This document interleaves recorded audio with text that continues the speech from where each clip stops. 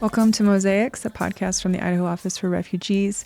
Here we get to talk to wonderful people from all over our state, many who have come from another country, and hear about their lives and their experiences. Today we're joined by Thara Rita. She is a fashion designer and a creator here in Boise, and her mom, also Veronique, is a very talented seamstress. She has Thara Fashion as her business, and her family came from the Democratic Republic of Congo and resettled in Boise in 2012 when Thara was in her early 20s. She is a wife and a mom to a very fun young little boy, Jaden, who's going to be, I think you said 6 this summer. He's actually here in the studio with us, so that's really fun. But thank you, Thara, for being here, and welcome. Thank you for having me. So tell us a little bit about what Thara Fashion is and what you create. So Thara Fashion is like collaboration between mom and daughter. So I learned everything from my mom back home when I was 6 years old. So about the age Jaden is now. Yes, exactly. You started to sew with mom. Yeah. Cool. So she used to have her company. It's called JOLIE Mode. Mm-hmm. This is how everything starts.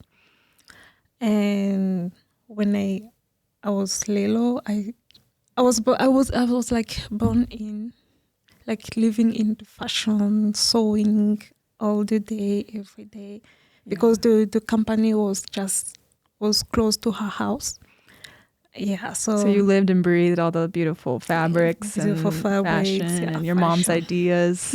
Exactly. Yeah. Did she ever like use you as a model to kind of try stuff on? See how sometimes. It looked? Yeah. When she make those little skirts, yeah, I was her model. And one of my aunts offered me a Barbie doll for my birthday, and I was using the Barbie to make her like clothes, picking all the fabric, the piece of the fabric they throw away to make my Barbie clothes. Oh, wow. So you had an interest early on. Yeah. Yeah.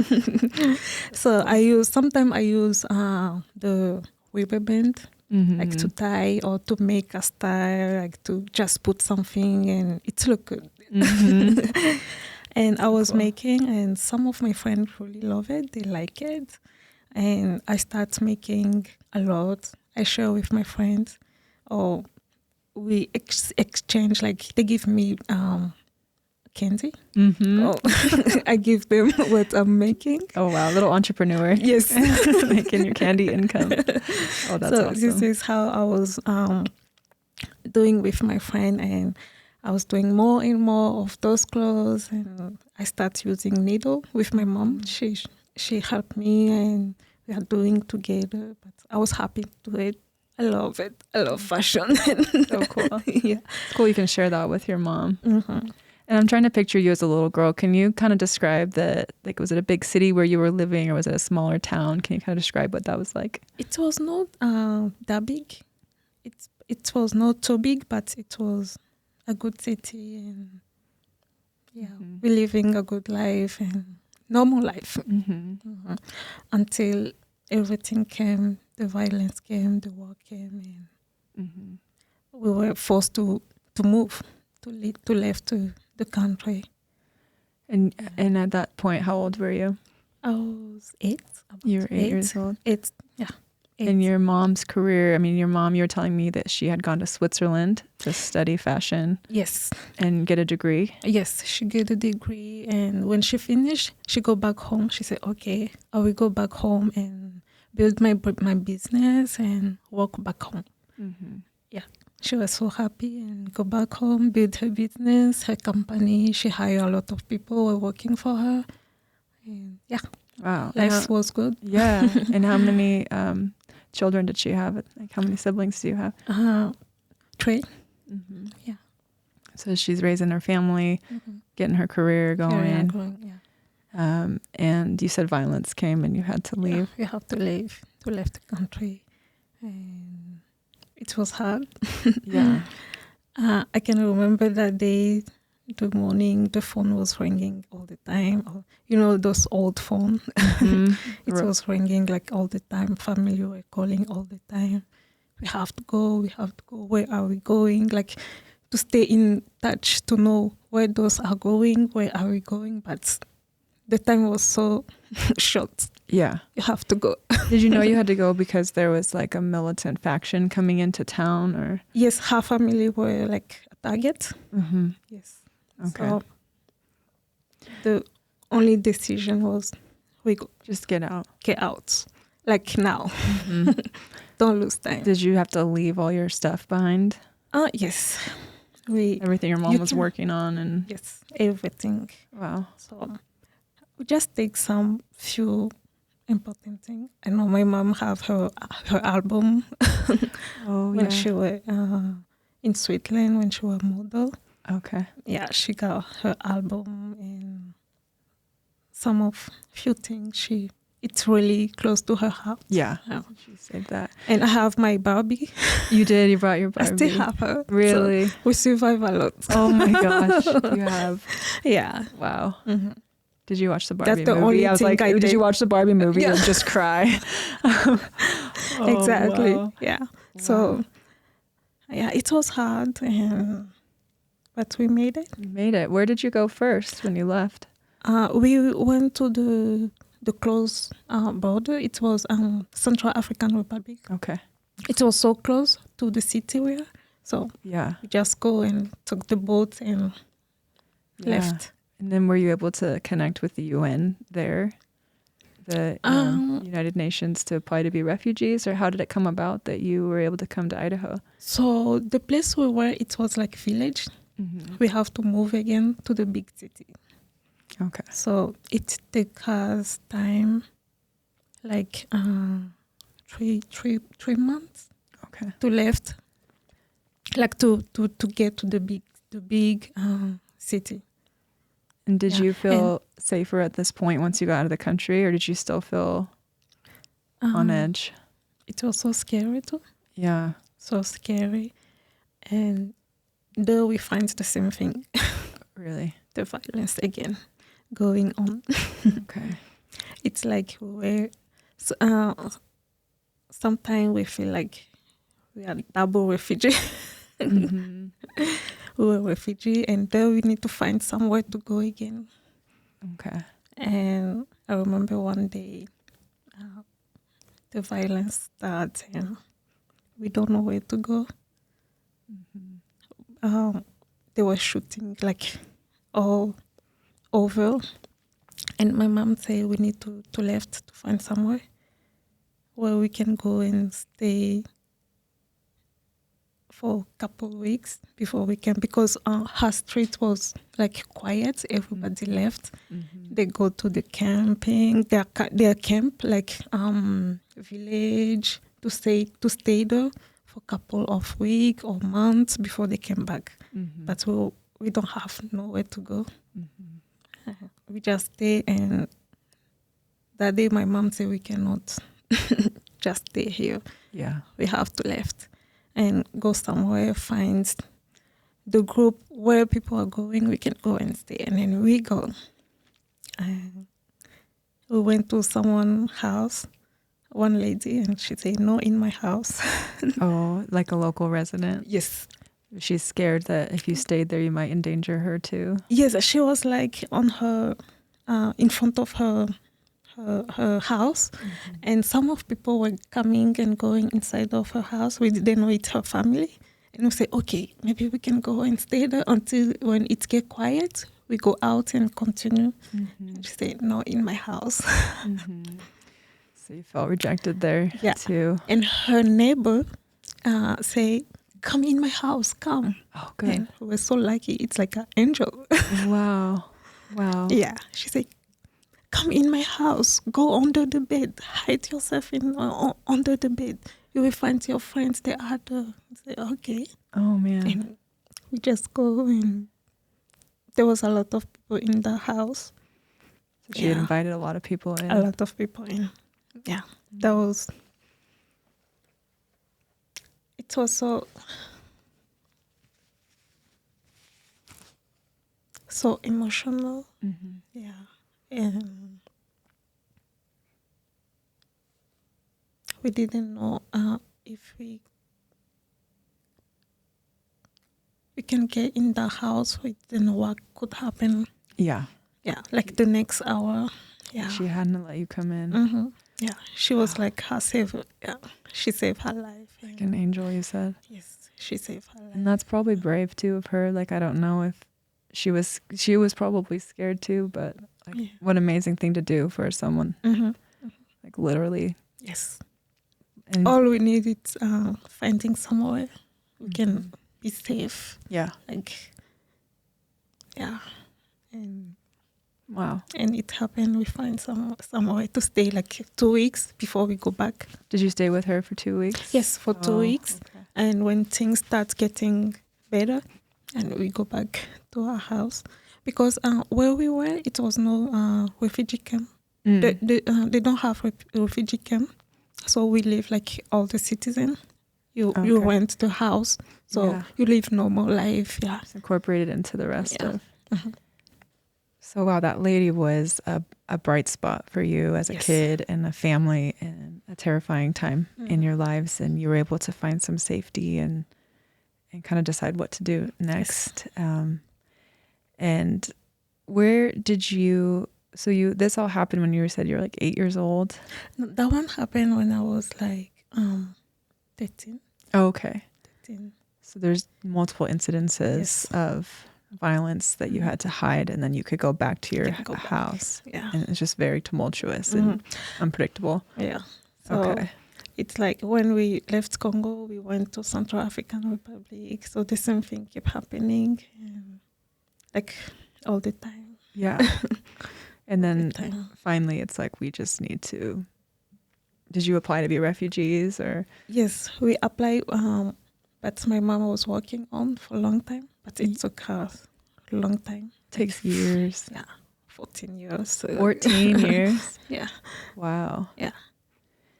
What did it feel like for you when you did actually like leave the continent and like go somewhere totally different? And you were in your 20s at this point. So what was that feeling like for you? Was it were you happy to be doing that, or was it not something you wanted? Yes. I was happy, like to move and find somewhere I can, a secure place. Yeah. Like somewhere I can have opportunity to live a better life. Like all we need is like security. Mm-hmm. Yeah, living her dream. Freedom to go to school like everybody. Mm-hmm. But if there is violence, you can't go to school.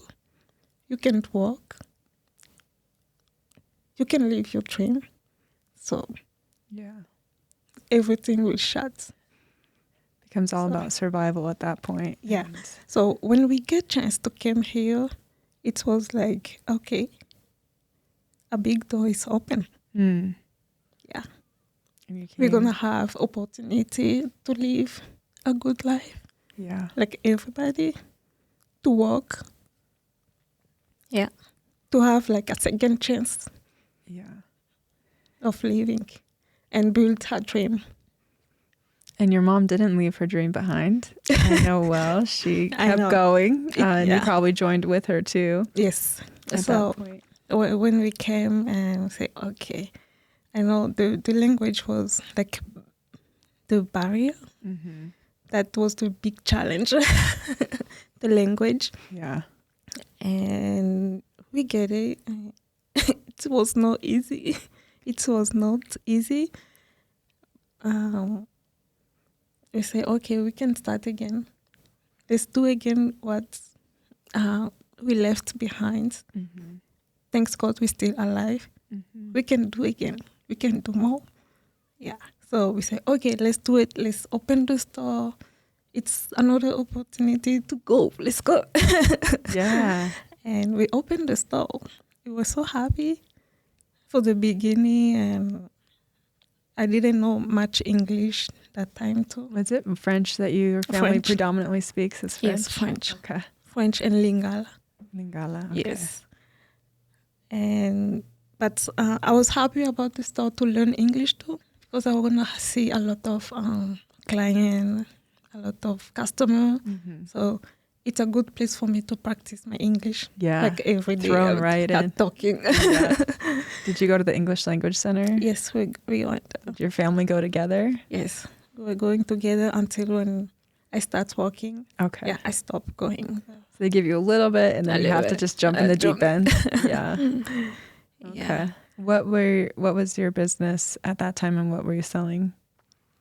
When we opened. Yeah, was it mostly clothing or clothes and handbags? Okay. Yeah, handbags. Because when we came, my mom went to Artisan for Hope. Artisans for Hope? Yeah. So she learned how to sew at Artisan for Hope, and me too. My first my job, I was working at Asana. Okay. Asana climbing. So I learned how to make some bags there too. At Asana Climbing? Asana climbing. Did you make the chalk bags? The chalk bag, the backpack. Oh, really? Yeah. I didn't know they had that The in gym house. bag. Yes. Mm-hmm. Cool. So you just got hands on. Yes. Were you a climber too, or just stuck to sewing? I try. Yeah. Sometimes we climb, and it's hard. It is hard. I've tried it. It's super fun, but it's hard. Yeah, this is how we learn how to make bag. But back home, we just make the clothes. Okay. And when we learn how to make those bags, say, okay, let's put all together. Mm-hmm. Because the bag, it's much easier for everybody to hold, like to buy. Yeah. Yeah. And we were using African fabric to make like all our clothes and bag and handbag. Oh, cool. So the taste of home came with you. Yes. Yeah. Yeah. Was it like a source of pride for you to be able to wear the clothing from Africa here? Yes. Yeah. Yes, because it's not easy. It's not easy to find it. Mm-hmm. But if you can find the fabric, the good quality of the fabric, yeah, and make those clothes, it reminds you home. Yeah. Yeah. It's so beautiful. And it's so like colorful and vibrant and expressive. Like here I'm wearing gray and black today, like my go-to colors. But I really admire the patterns and the color. And, yes. Yeah. And I bet that because there was already a large population of folks from Africa here in Boise when you came in 2012. So I bet that people were so excited to have an expert in making these clothes. Like, did you find that you were able to connect with a lot of people who were originally from African countries? And yes, we get connect. Like it was so fast. We have friends from Liberia, so she was doing fashion show like African Summer Night Ball. So she put fashion show inside too. So all the time I was going just to be a model. She called all the African girls, bring your clothes so we can do African fashion. So we were doing that, and cool. I was bringing my clothes too, and everybody was loving my clothes. Did you make them? Yes, yourself? we make it. Yeah. Yeah. So wow. All the time when we do, they love my clothes, and after I start like making a lot of clothes for some of the girls, like providing the fashion, and that's people so cool. Was loving. That's how we get connected to a lot of people too. And I say, okay, that's a good idea. Yeah, I got your name out. Was it part of Winnie Christensen's fashion show? Or is that different? No, the different. Urban Before Culture her. Show? Yeah, okay. Before she started. Because she was on this podcast many episodes ago, yes. But it was fun to... Yeah, I did her fashion show You did too. that one too. The first one, the very first one when she starts, yeah. That's I was great. there too, yeah. Do you also, are you connected with the Makaidas dancers at all with their uniforms that they wear? No, Not those ones? No. Okay. Yeah. They are, the dance group, that beautiful...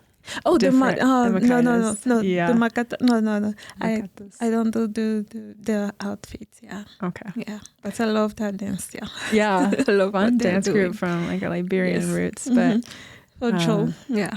Yeah. So we opened the website like after the fire. The fire. So here's you and your mom. Yes. You have come to Idaho, foreign country. You're getting yourselves acclimated. Mm. You start a new business at the international market. And then that market catches fire and so many people lose their businesses after all you've gone through to rebuild. Can you tell me what it was like, kind of the moments after realizing what had happened for you and your mom? Yeah, it was at nighttime. We all left the market, and at the morning I just wake up and I was getting ready. Usually when I want to sleep, I turn my phone off. Mm-hmm. And that morning I turn my phone on and I just see message start coming. Boom, boom. What happened? Oh no. And when I open, it just says, sorry for your store. Sorry for the fire. Sorry for the store. Sorry for your store. What happened to my store? And I see someone sending me the picture. I say, what? What happened? I started to shake, and I don't know how I can explain to my mom. Mm. It was her. She's still on bed, and I keep it for myself for a few minutes, and I was not able to handle it. And I said, okay, let me go tell her. I said, okay, let me tell her. So we can share the emotion together. So I tell her, I say, Mom, the market is on fire. The market just burned down. We lost everything. And she say, why again? Mm. Yeah. That was her answer. And it made me feel so bad. Yeah. I know she lost her first one. And she got a second chance to do it again. It's gone. Mm. And you have so much love for your mom, and you've seen her work so hard to rebuild. You work so hard on your dream. Yeah. And it takes just a second to lose everything. Right when you think you're in the clear. I'm so sorry you both went through that. Yeah. That was a devastating loss. And one of my friends just came for visit. Mm-hmm. And I tell her, I say, bring me there. I want to see. To the market? To the market. Yeah. And we drive together. She helped me. We went there. And everything turned dark. All the color just gone. Everything turned dark. And I say, okay.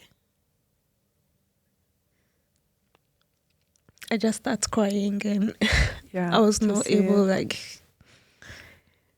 to stand up. And it was you and your friend together at this moment? Yes. Yeah. Yeah. And some friends were there. They just came and hugged me, crying with me. And I went inside. The only thing that I get, it was my Bible. My Bible didn't burn. And I went inside. Oh my gosh. I took it. Yeah, wow. It was good. Just water. It was just wet. Yeah. What did that mean for you to see that? A lot. It means a lot. I can lose everything, but I'm still alive. I still have my hand. Mm-hmm. I can do it again. Yeah. Wow. Mm-hmm. You and your mom are together, you've rebuilt again. We open another store again. The Thara Fashions. Yes. Fashion. Yeah, after the fire, we open another store. You just will not be kept down. Yeah, it was amazing how people help us. It was amazing. We got a lot of donation, a lot of sewing machine. Like more than 10 machine. Really? Yeah. Because you lost Sewing machines, machine. you lost fabric, We lost fabric. projects that were probably almost done. Okay, so people were coming around you. Yeah, all the time. I was receiving call. I have this to give you. How can I meet you? How can I donate? How can I give you? And the community contribute a lot of money. So like they did a GoFundMe to help all the vendors. That was so amazing. So amazing. People you don't know. Yeah. Just caring. They just caring. Wow. Yeah, caring. That's all that makes us feel like we are home. Yeah. It makes your creations even more like special now to think about. Yes. You said your son has 2 of your teddy bears that you made called Nunu. Nunu. Is that right? He named Nunu. Is that his name? Yeah. Yeah. But to think now what you've gone through to be able to make those, for any kid that has one of those bears now has a piece of that resilience that they have with them, or the bags or the clothing. Anyone who wears the clothing proudly is carrying a piece of the pain and brokenness and the resilience that you and your mother and your family have come through to keep creating. Yes. It can be really just hard to imagine the desire to continue creating when your heart's broken again and again. Yes. Yeah. But you didn't lose touch with it somehow. I'm sure it took time. So all like I can say, when you see all the support, it's giving you a hope to keep going again and again. Yeah. Wow. So the support was so hard, and that keeps us going. Yeah. Through that dark time. Through the dark. Yeah. Wow. Wow, I feel even more thankful and lucky that our community has you and your mom, Veronique, and your whole family. Thank you for sharing. This is a really difficult memories. Yeah. I appreciate you. You're welcome. Giving us that privilege to hear what you've gone through and now to see where you and your mother have come together and continue to create really beautiful, beautiful things. So thank you so much. Thank you, Rita. Thank you so much for having me. It was an honor to be here and share all our story. But I know it's a little bit hard. Yeah, no, it's good. Yeah. You know, these are heartbreaking. These are difficult things that you went through, and I like that you're not sugarcoating it. This was pain. This was painful, and to see how a community means a lot, even when someone's grieving so much, like it does make a difference. Yes, it makes a acute difference. Yeah.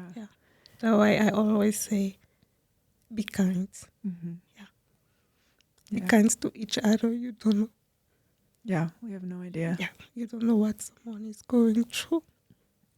Yeah. Just try to be kind and don't judge the book by its cover. Yeah. Definitely. Read it. Read it. Yes. Get to know it. Yes, get to know it. And maybe you can make a difference in someone's life, in your community, in your state or your country. Why not in a world? Yeah. You can make a big difference. Yeah. So all we can do is start with ourselves. Yes. We need it. We do need it. Yes. And all we need, all refugee needs, I can say, it's opportunity to live a second life, to build their dream. Yeah. To be loved, to be safe, to find like somewhere secure, to get chance to learn again, to go back to school. Yeah, that's all refugee needs. So, yeah, the opportunity. And then look at the beautiful things that can come of it. Well, I encourage anyone that wants to see these, beautiful items that you and Veronique create. I hope that you'll check out Thara-fashion.com. Thara is spelled with a TH. Check it out and support, and come out to World Refugee Day and support and celebrate the the resilience and the hope of community. That's really what it's all about. So thank you, Rita. Thank you so much. You're welcome. Thank you. It's great to be with you. Thank you. Thank you for joining the conversation. For more information on how to be involved with refugee resettlement, please visit idahorefugees.org. Mosaics is produced by the Idaho Office for Refugees with grant support from the M.J. Murdoch Charitable Trust. Music by the Afrosonics. Production in partnership with SB Studios.